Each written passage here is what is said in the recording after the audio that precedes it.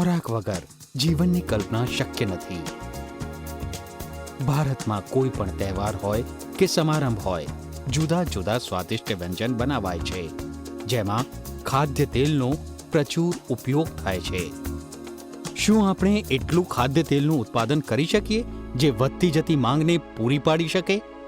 ભારતમાં તેલીબિયા પાકો હેઠળનો વિસ્તાર 35.14 અબજ હેક્ટર છે અને તેમાંથી 27.15 અબજ મેટ્રિક ટન ઉત્પાદન મળે છે. આપણે ત્યાં તેલીબિયા પાકોની ઉત્પાદકતા ઘણી ઓછી છે. ભારતની વધતી જતી વસ્તીની ખાદ્ય તેલની જરૂરિયાત આસમાને પહોંચી છે. હાલમાં વવાતા તેલીબિયા પાકોથી ખાદ્ય તેલની જરૂરિયાતને સંતોષી શકાય તેમ નથી. અત્યારે માંગ સામે પુરવઠામાં 4.63 અબજ મેટ્રિક ટનની ઘટ છે, જે અછતના યુગની શરૂઆત દર્શાવે છે. ઘટ ઓછી કરવાનો ઉપાય શું? બીજા દેશોમાંથી આયાત કરવી તે? ભારતે વર્ષ 2005-2006 દરમિયાન 4.28 અબજ મેટ્રિક ટન વનસ્પતિ તેલની આયાત કિંમતી વિદેશી હુંડિયામણ ખર્ચીને કરવી પડી. આયાત સિવાય અન્ય કોઈ રસ્તો છે? શું ભારત ખાદ્ય તેલના ઉત્પાદન બાબતમાં સ્વનિર્ભર ના બની શકે? હા, સ્વનિર્ભર થઈ શકાય. આ માટે આપણે સોનેરી પામ એટલે કે ઓઇલ પામની મદદ લેવી જોઈએ.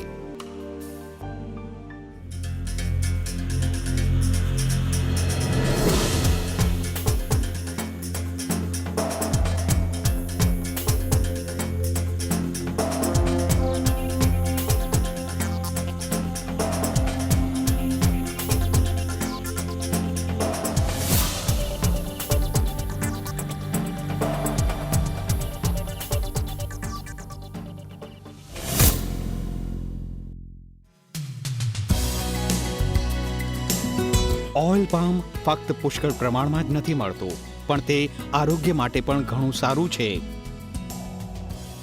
ઓઇલ પામમાંથી ક્રૂડ પામ તેલ અને કર્નલ તેલ એમ બે પ્રકારના તેલ મળે છે.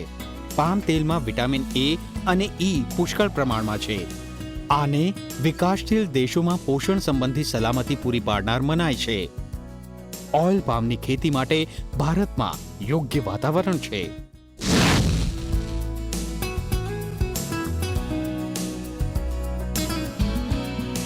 ઓઇલ પામ ભેજવાળા હવામાનનો પાક છે.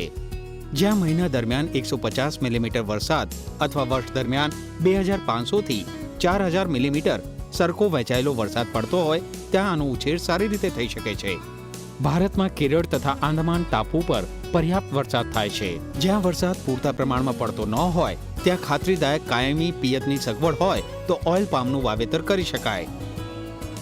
ઓઇલ પામને 22 સેલ્સિયસથી 33 સેલ્સિયસ સુધીનું તાપમાન વધારે માફક આવે છે. આમ છતાં પિયત અને અન્ય માવજતો સારી રીતે આપવામાં આવે તો વધુ તાપમાન પણ સહી શકે છે અને સારું ઉત્પાદન આપે છે. ઓઇલ પામ પાકને દિવસ દરમિયાન ઓછામાં ઓછા 5 કલાક સૂર્યપ્રકાશની જરૂર પડે છે.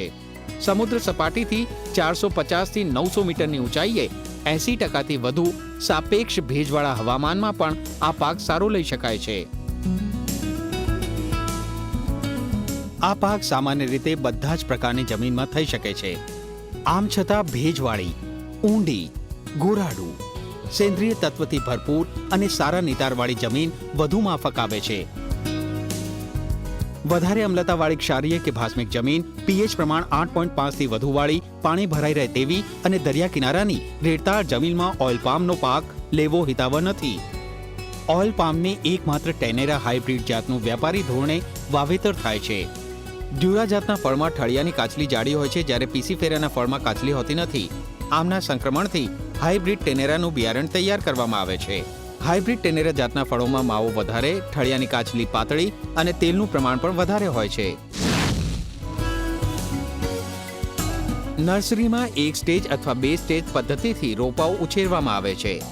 એક સ્ટેજમાં રોપાઓ તૈયાર કરવા માટે ખેતરની ઉપરની માટી અને કમ્પોસ્ટ ભેગા કરી બેગમાં ભરવામાં આવે છે અને તેને 45 સેન્ટીમીટરના અંતરે ગોઠવવામાં આવે છે. દરેક બેગમાં એક ફણગાવેલ બીજ રોપવામાં આવે છે. ઉનાળા દરમિયાન દરેક બેગમાં સારા પ્રકારનું આવરણ મૂકવું જોઈએ તથા તાડના પાન વડે છાંયડો કરવો જોઈએ. બેગમાં દરરોજ ફુવારા પદ્ધતિથી અથવા ઝારાથી પિયત આપવું જોઈએ અને ભલામણ કરેલા ખાતરો નક્કી કરેલા સમયે આપવા જોઈએ. 2 સ્ટેજમાં રોપાઓ તૈયાર કરવા માટે ફણગાવેલા બીજને પ્રથમ નાની પોલિથીન બેગમાં રોપવામાં આવે છે.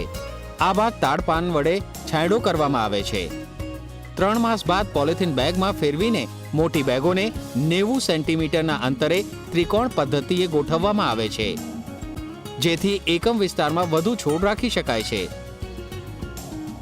ઉનાળા દરમિયાન બેગોમાં સારા પ્રકારનું આવરણ રાખવું જોઈએ, જે ભેજને જાળવી રાખે છે, અને ફુવારા અથવા ટપક પદ્ધતિથી અથવા ઝારાની મદદથી નિયમિત પાણી આપવાની કાળજી રાખવી જરૂરી છે. નર્સરી વિસ્તારની ફરતે પવન અવરોધક વાડ તૈયાર કરવી હિતાવહ છે.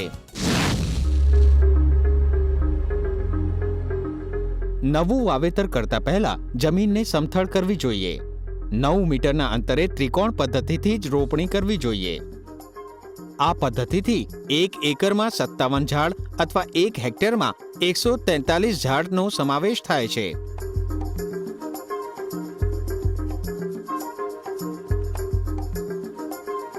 રોપણી પહેલા ખાડો ખોદો અને ખુલ્લા તાપમાં તપવા દો. એક સારો ખાડો 60 સેન્ટીમીટર લંબાઈ, 60 સેન્ટીમીટર પહોળાઈ અને 60 સેન્ટીમીટર ઊંડાઈનો હોય છે. મજૂરી ખર્ચ અને સમય બચાવવા માટે પોસ્ટ હોલ ડિગરની મદદથી પણ ખાડા ખોદી શકાય. પોસ્ટ હોલ ડિગરથી માત્ર 2 થી 3 મિનિટમાં જ ખાડો તૈયાર થઈ જાય છે.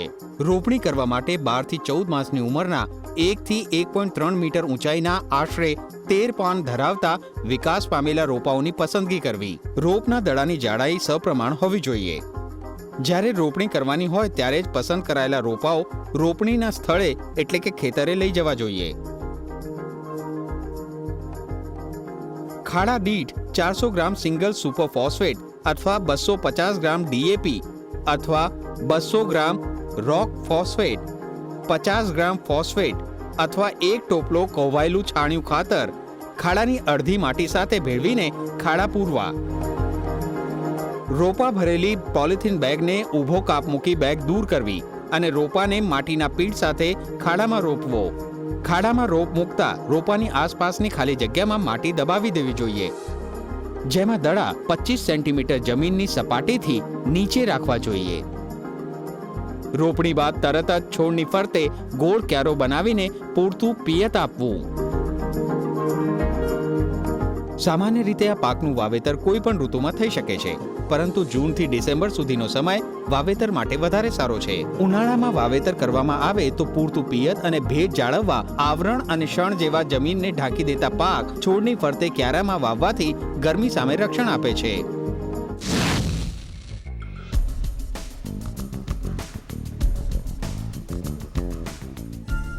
ઝાડની તંદુરસ્ત વૃદ્ધિ માટે તેના પર વધુમાં વધુ લીલા પાન રહેવા જોઈએ. નીચેના સૂકા અને રોગિષ્ટ પાનની છાંટણી કરવી. વધુ પડતી છાંટણી કરવી નહીં. જો તેમ કરવામાં આવે તો ઝાડના વિકાસ અને ઉત્પાદન પર અવળી અસર પડે છે. પ્રથમ વર્ષ દરમિયાન થડની આજુબાજુ 1 મીટર ત્રિજ્યાના ઘેરાવમાં અંદરની માટી બહાર કાઢી ક્યારા બનાવવા. આમ કરવાથી થડની ફરતે વધુ માટી ભેગી થવું ના જોઈએ. બીજા વર્ષ દરમિયાન ક્યારો 2 મીટર ત્રિજ્યાનો કરવો અને ત્રીજા વર્ષે અને ત્યારબાદના વર્ષે 3 મીટર ત્રિજ્યાનો ક્યારો બનાવવો. જેમ જેમ ઝાડ મોટું થાય તેમ તેમ તેના મૂળનો ફેલાવો વધતો જાય છે. ક્યારામાં ઝાડના મૂળો આવેલા હોય છે. પાણી અને પોષક તત્વોનો બગાડ અટકાવવા ક્યારાઓ ચોખ્ખા અને નિંદામણ મુક્ત રાખવા જોઈએ. હાથ વડે નિયમિત નિંદામણ કરવું અથવા ગ્લાયફોસેટ 1.5 મિલીલીટર 1 લીટર પાણી લેખે નિંદામણ નાશક રસાયણ વાપરીને નિયમિત નિંદામણ દૂર કરવું. જમીનને ઢાંકી દેતા પાકો વાવવાથી, આવરણ કરવાથી કે આંતરપાકો લેવાથી નિંદામણનો વિકાસ ઓછો થાય છે, જે જમીનનો ભેજ જાળવવા માટે મદદરૂપ થાય છે.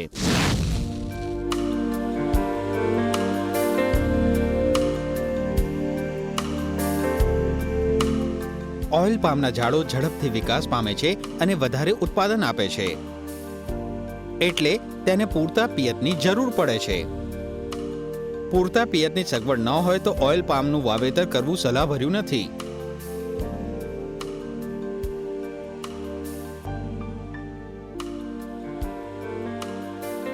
અપૂરતું પિયત આપવામાં આવે તો નવા પાન ઓછા આવે છે. અપૂરતું પિયત આપવામાં આવે તો માદા ફૂલનું પ્રમાણ ઘટી જાય છે અને નર ફૂલનું પ્રમાણ વધી જાય છે. તેથી ઉત્પાદન ઉપર માઠી અસર પડે છે. 3 વર્ષથી મોટી ઉંમરના ઉત્પાદન આપતા વિકાસ પામેલા ઝાડને ઝાડ દીઠ દરરોજ 200 થી 250 લીટર પાણીની જરૂર પડે છે. જેમ ઝાડ મોટું થાય તેમ પાણીની જરૂરિયાત વધતી જાય છે. ઉનાળાની ઋતુ દરમિયાન ઝાડ દીઠ દરરોજ 300 થી 350 લીટર પાણીની જરૂર પડે છે. જ્યાં પૂરતા પ્રમાણમાં પિયતની વ્યવસ્થા હોય ત્યાં ક્યારા પદ્ધતિથી પિયત આપવું જોઈએ. પિયત આપવા ઢાળિયા એવી રીતે બનાવવા જોઈએ કે જેથી દરેક ઝાડ ઢાળિયા સાથે અલગ રીતે જોડાય. આ માટે ઝાડની 2 હાર વચ્ચે ઢાળિયો બનાવવો જોઈએ. ટપક અથવા સ્પ્રિંકલર પદ્ધતિની સરખામણીમાં ક્યારા પદ્ધતિમાં બમણું પાણીની જરૂર પડે છે. જો પિયત સગવડ મર્યાદિત હોય અથવા જમીન સમથળ ન હોય તેવા વિસ્તારમાં ટપક પદ્ધતિ અથવા મિની સ્પ્રિંકલર પદ્ધતિ અપનાવવી જોઈએ. ટપક પિયત પદ્ધતિમાં ઝાડ દીઠ 4 ડ્રીપર રાખવા. જો દરેક ડ્રીપર 1 કલાકમાં 8 લીટર પાણી પૂરું પાડે તો દરરોજ 6 થી 7 કલાક પિયત આપવું. પાણીના યોગ્ય નિયમન માટે સમયસર ડ્રીપર ચેક કરવા જોઈએ.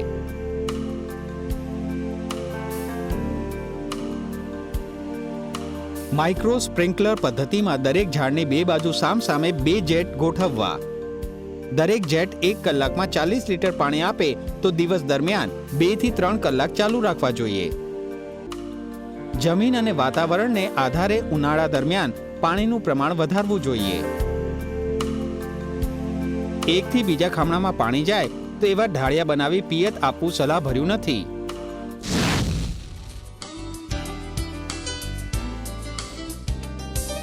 જમીનમાં ભેજ સંગ્રહી રાખવા તથા નિંદામણનું નિયંત્રણ કરવા ઓઇલ પામના ઝાડ ફરતે ખામણામાં આવરણ કરવું.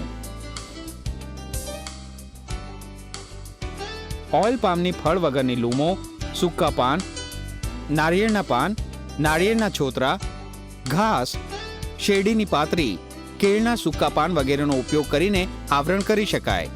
વિકસી રહેલા ઓઇલ પામના બગીચામાં કાપેલા બધા જ પાન ઝાડની 2 લાઈનો વચ્ચે પાથરવાથી આવરણનું કાર્ય કરે છે.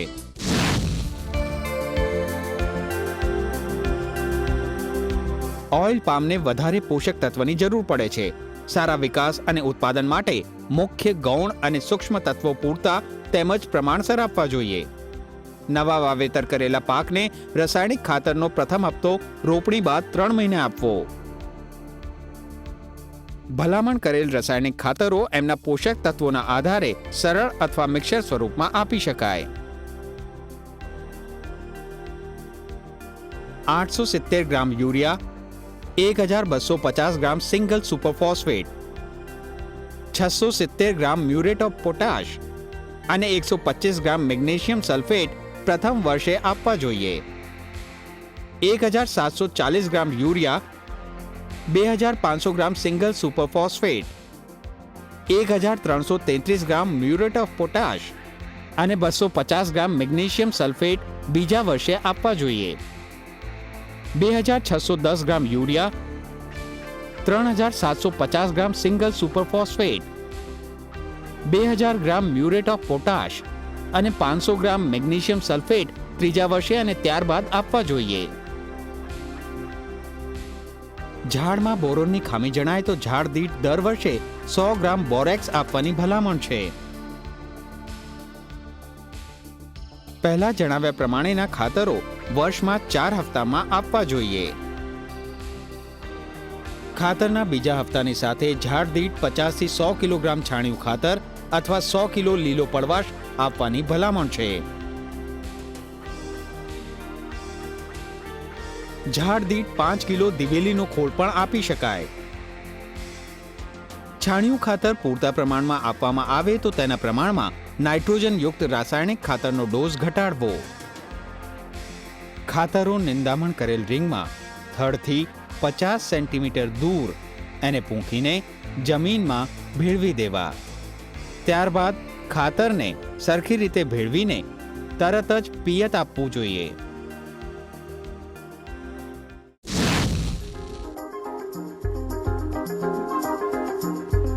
ઓઇલ પામના ઝાડમાં મેગ્નેશિયમની ઉણપના લીધે પાકા પાનનો રંગ કેસરી જોવા મળે છે. આ ઉણપને પહોંચી વળવા 2 કિલો મેગ્નેશિયમ સલ્ફેટ છોડ દીઠ પ્રતિ વર્ષ આપવા ભલામણ છે. જમીન અને પાનના પૃથ્થકરણમાંથી પોષક તત્વોની ઉણપ જાણી શકાય છે. બોરોનની ઉણપના કારણે નવા પાન વાંકા વળેલા અને માછલીના હાડપિંજરના જેવા જોવા મળે છે, જે સહેલાઈથી ઓળખી શકાય છે. આ ઉણપને પહોંચી વળવા 100 ગ્રામ બોરેક્સ પ્રતિ વર્ષ ઝાડ દીઠ આપવાની ભલામણ છે. નાઇટ્રોજન અને પોટાશની અસમતુલાના કારણે નવા પાન પર સફેદ પટ્ટીઓ જેવા ડાઘા દેખાય છે.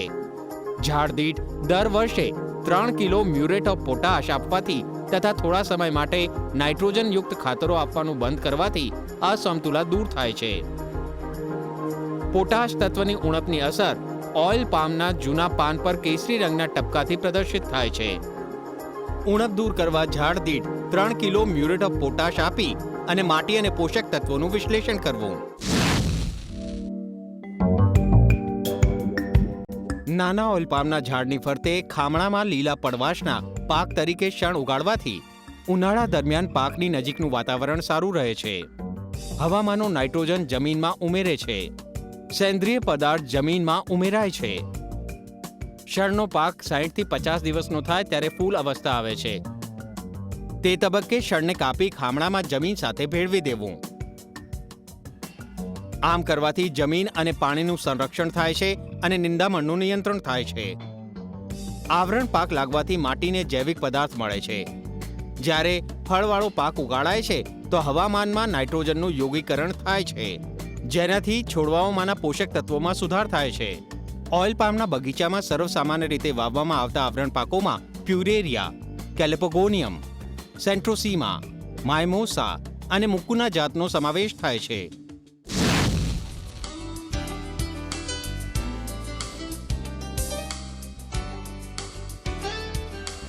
ઓઇલ પામ એ લાંબા અંતરે વવાતો બહુવર્ષીય પાક છે, જેમાં શરૂઆતના 3 વર્ષ સુધી કોઈ ઉત્પાદન મળતું નથી. શરૂઆતના 3 વર્ષ સુધી ઝાડને 2 હારો વચ્ચે ઊભી તથા આડી દિશાઓમાં ખુલ્લી જમીન રહે છે. આ ખુલ્લી જમીનમાં આંતરપાકોનું વાવેતર કરી વધારાની આવક મેળવી શકાય છે. ઓઇલ પામ પાક સાથે સૂર્યપ્રકાશ, પાણી અને પોષક તત્વો માટે હરીફાઈ કરે નહીં તેવા આંતરપાકો પસંદ કરવા. આંતરપાક તરીકે શાકભાજી, કેળ, તમાકુ, મરચા, હળદર, આદુ અને પાઇનેપલ જેવા પાકો વાવી શકાય. મકાઈ, જુવાર કે શેરડી જેવા પાકો પસંદ કરતી વખતે પામના ઝાડો પર પડછાયો પડે નહીં તે ધ્યાન રાખી ઝાડથી પૂરું અંતર જાળવવું. અને બીજા પાક જિંજલી અને મગફળી કે પછી દાળો જેમ કે મગ, અડદ, ચોળીને સતત પિયતની જરૂર જણાતી નથી.